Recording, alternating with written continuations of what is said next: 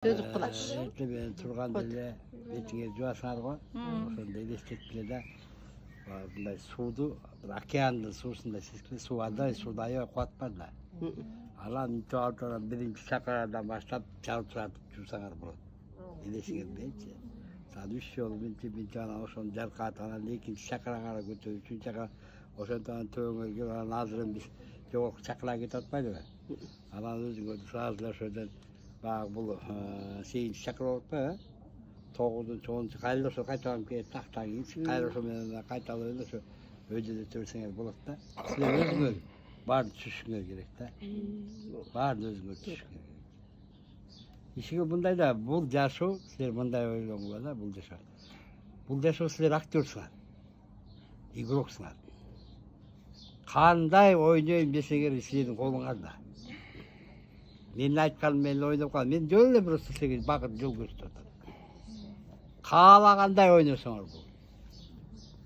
Кааласаң миллионер болуп алып таратып ойна акча.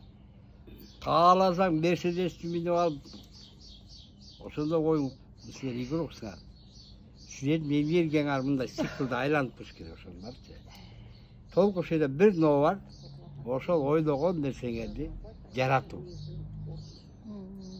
Иши ойлонуп калып атпайсыңарбы? Ошону жаратыш үчүн азыр силерге берилип аткан ар бир клеткаңарга кетип аткан нерсе бул энергетикага силер толтуруп баштайт да. Анан ошондо силер ар бир нерсени эстегенде мисалы акча ошону кыласыздар. Мүмкүн ошо энергияны силер жабасыңар. Ал силерде жаратыла баштайт. Өзү эле иштей баштайт силердеги бүт энергиячы. Ошон үчүн свобода өтө боштондук керек силерге. Бош болушуңар керек.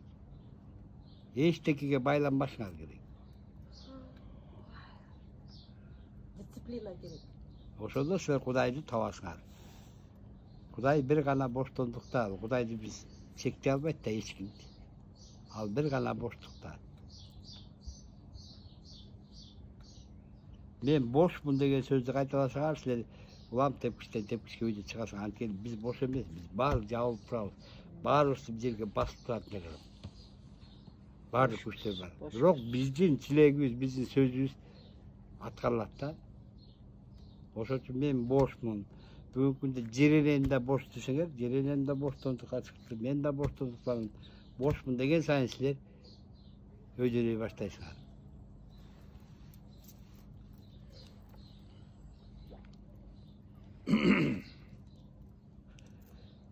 Азыр Бакыт байке айтпады, эртең менен жуунганда чакыраларды нурдантып, күнүгө ошондой ал привычка болуп калат мага. Бакыт байке башында айтканда эле эртең менен турганда эле ошол жуунуп атканда 7 чакырага чейин анан төбөмөн өйдө көтөрүп, анан калган чакыраларды нурдантып, жете бер.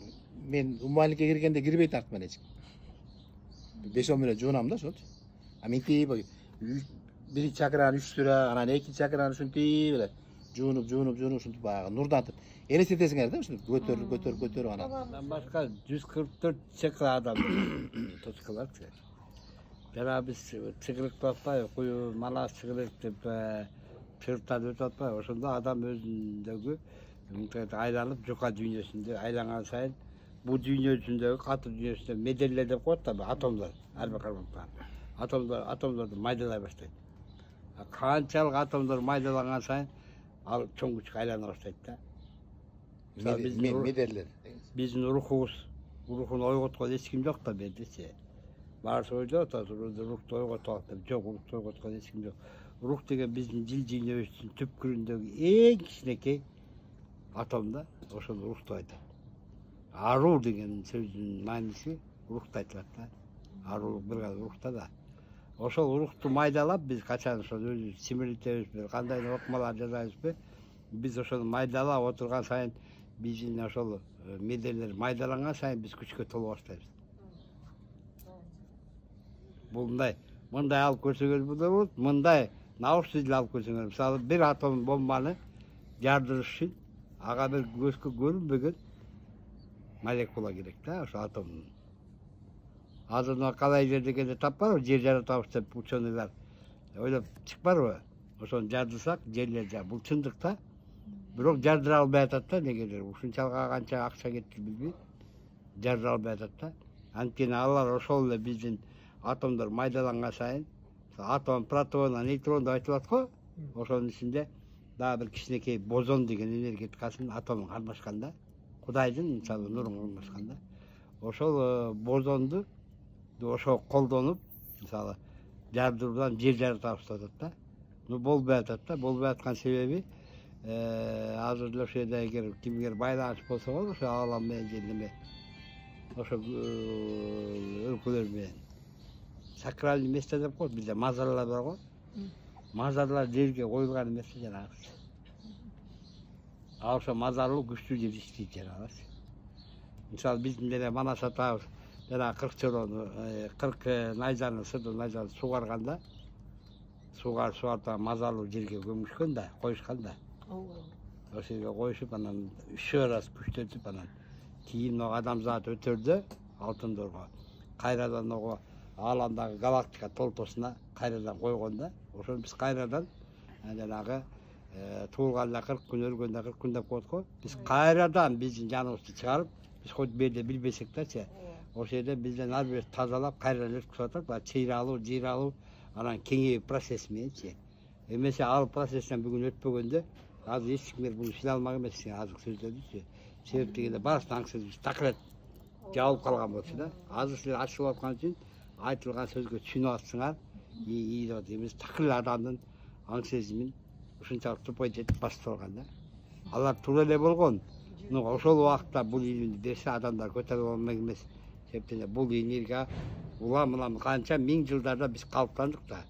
Мисалы сүйүүнү алып келген Иисус энергиясы бүгүн биз ошого калыптанып сүйүү жөнүндө айтып атабыз. Итө түшүнбөй атабыз. Сүйүү эки адамдын ортосунда андай депчи.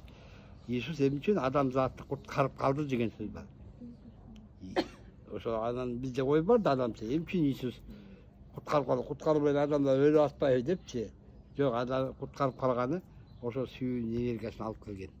Ошол учурда ошодон бери биз акырын алып отуруп бүгүн сүйүү деп сүйдөй баштадык да. Себептен ал энергияга биз калыптанып атабыз бүгүн. Ар бирөөсү сүйүү бар деп өз сүйүүнү ача баштадык да. Мисалы бул жерге келген Египеттин кудайлары келбеди, азыр эле жүрөт да Египеттин кудайлары тышан. Тото анан эмне дейт, көп экен да булардын аятындары. Египеттин кудайлары келди, мен ошого таң калып атам. Мисалы Египеттин кудайынын немеси Самар келбеди. Самарды барган эле көрүп калдылар да беди. Ооба, ал бала кайда кетти? Анан Самар келип атпайбы? Анан Самар келгенден кийин Самар мындай Египеттин кудайлары келип атпайбы? Бирок Египеттин кудайларынын бир нерсеси мен тастангандым, аларда сүйүү башты жок экен да. Көрдүңүздөр, ал Египеттин кудайлар тиги биз Иисустан мурун келсин пайда болгон неменер окшойт да. Кудай жок да, алардын көз карашындачы. Сүйүү жок. Ошол нерсени алар ошо как будто келип ушул жерде сабак алып аткандай болуп атат да. Ал кудайларчы, баягы мындай турбайбы, өзгөрүп аткан жаңы келип аткан мындай турбайбы, ошону сабак алыш керек болуп атат да. Келгенин себеби ошо да. Пирамидаларды койдуруп, пирамиданын бирге келип артышып, бул пирамиданы ачкан себеп дегенде, баягы чындыкты айтсак, ошол Египеттин өзүнүн эле кудайларынын үстүндө бул видимо сознание өскөн эмес да, аң сезимди кара нерсе басып калган. Анан бул котордонун күчү менен жанагы баланы апарышкан.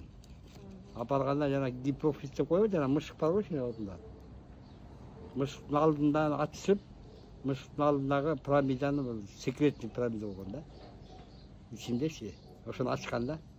Ошону ачкандан кийин тиги балага ошол эле ачып аткан ачкыч менен кошо тиги энергетиканы жүрөгүнө салып, анан бул баланы өзүн көтөргөн. Анан бул барганда ошол тиги кара күчтөр турганда, бул ошол жарык менен алар жарып чыккандан кийин анан барып пирамиданын үстүндөгү дагы күчтөр бар экен. Ошо пирамидага мурун берип турган күчтөрчү. Ошону ачканда ошо бала. Ошого знак благодарности дегенде ыраазы болуп келип анан бул жерден анан пирамиданы ачып беришкен да бизгечи. Энергетикасын түп-түз көтөргөн ачышканда, азыр бул жерде отурганда аябай сүйүнүп, канчалык силер сүйүнүп ушундай нерсени пирамидага ушун кристалларга жөнөтсө, ал кайра силерге 10 эсе же 100 эсе кайра келе берет. Бери ошондой кылып койгон да. сикылчы. Ага түшкөн боюнча дагы мына жолдо аркылуу пирамиданы көрдүңөрбү жолдогу? Ошо пирамиданын ичине да энергия кап келип салышкан да. Анан айтышкан бул пирамиданы биз салып беребиз, энергетикасын. Bunun içine girgende adam avtomatik 3 yılga yaşarat diyor.